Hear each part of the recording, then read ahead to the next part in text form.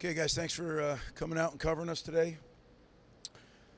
I thought good day, a lot of different situational work which we needed to hit.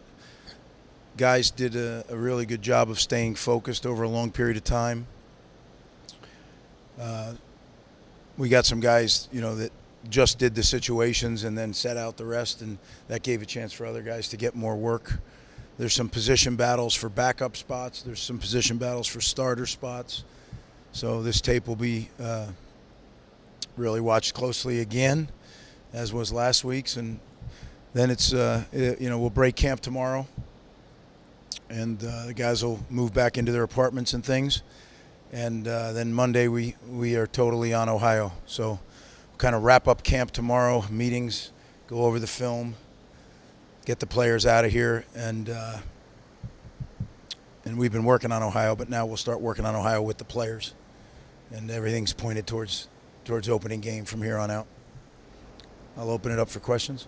How do you feel the team is at now that training camp is wrapping up? Just how do you feel about things? Yeah, we have some guys that got bumped, that need to return, and I don't know, some will return Monday, some will return sometime before, and some won't return. So that'll be the challenge to really put together the 2.5 deep now after evaluating this, and then. Like I said, lock sights on Ohio.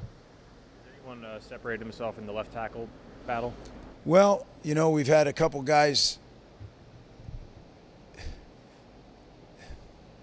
No, not clearly, but we've had guys that have injected themselves into the picture by playing well. So it probably clouded the picture more, but that's okay because that's a good cloud. A couple guys got bumped so they couldn't go continuously through. That also gave those guys a chance to show what they could do. So I think overall we come out of it with better depth at the tackle position, but not sure with certainty who are going to be the starting two. Greg, what would you say makes this team different from ones you've coached in the years past? Yeah, every team is different, and every season is different. That's why I tell them there'll never be a chance for the 2025 team again. Right, so it's special. This team has its own personality, its own kind of vibe. I love the vibe of the team. I love the way that the players care about each other. It's pretty evident that going into year 6 now, that the culture is definitely deeply embedded in our football team. You mentioned last week the focus level, the intensity level playing here in the stadium. How do you feel like that focus level went today, and as camp has gone on, how has it changed? Yeah, I think the focus level was really good today because when you do a lot of the things we did at the beginning, situational things that are not every day, you don't work on them every day, it takes a great deal of focus. Sometimes when you do that first, guys can't then go and play physically and do the things you need to do, right? Because those things that we did at the beginning of the practice that lasted like an hour, those come up once a season, if at all. But you got to touch on them and you got to do them live to make sure you know how to do them.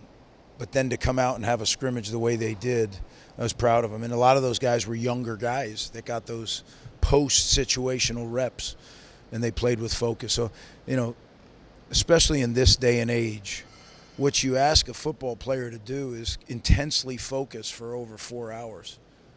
It's not easy in the day of, on their phones. And, what's next? To keep them focused on something, that's a skill in of itself.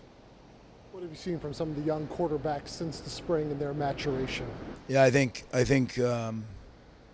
both AJ, Sean, and Rocco, all three of the backups, have really grown. I think AJ's really grown. Really, I think they all have. I mean, I'd like to single one out, but they've all got incrementally better. I just think AJ has more time at it, so he looks more comfortable than the rest. But certainly he's defined himself as our backup, and but the other two are doing a great job too. As Sean has made huge improvement, as has Rocco. Speaking about young players, the linebacker room, there's a lot of young talent there. What have you seen from some of those guys there this summer? Yeah, the young talent at the linebacker room is definitely there. It's experience, it's consistency, it's knowing your job every play, and then being able to chop your job. That's not as easy as it sounds, right? So the young players, what I've seen is flashes. of what they're going to be and they can be. There hasn't been a consistency yet from those first-year guys where you'd say, oh, they're ready. Now, they might be ready by week 3. Who knows, right? It's all how they continue to develop. It's a little harder to develop when you get into game week, though, because now you're focused on another team to prepare for. The flip side of that is you don't have as much defense in because you're only going to do certain things versus certain teams. So it gives those guys a chance, maybe, if needed, to be able to do that. So, but I'm excited about the talent level and really good people, too, like fun to coach guys. Throughout training camp, is there an attribute or anything like that around the collective team that you feel like kind of improved the most throughout this month in training camp? I think the unselfishness, we have some really great players, but no big shots. Nobody's strutting around. Everybody's earning it every day, and it's unique. That doesn't happen every time. And they care about each other. I'd say that's the 2 biggest things, how much they care about each other. I guess what's kind of your assessment of the defensive line from what you've seen in training camp, and especially with some of those transfers that came in and how they're kind of adjusting? We only go live in the 2 scrimmages, so it's really hard to tell. They're good players. I think we're going to have to play our way into figuring out exactly how it works best. And I think a lot of teams are going to be in that situation when you bring in new players.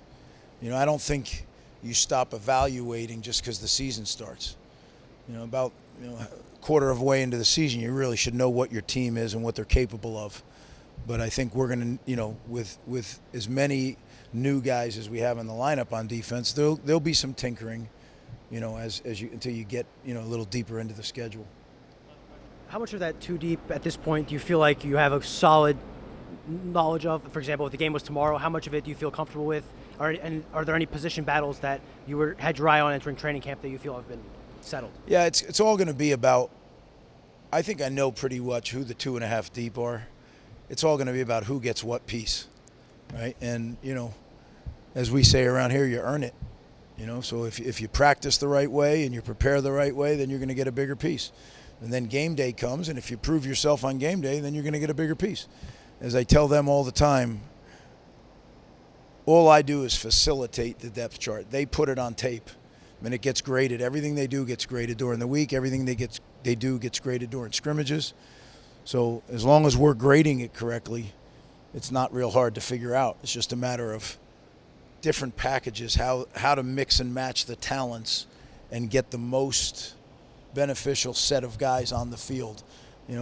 I don't think the average fan understands getting the right 11 on the field at the right time, how important that is.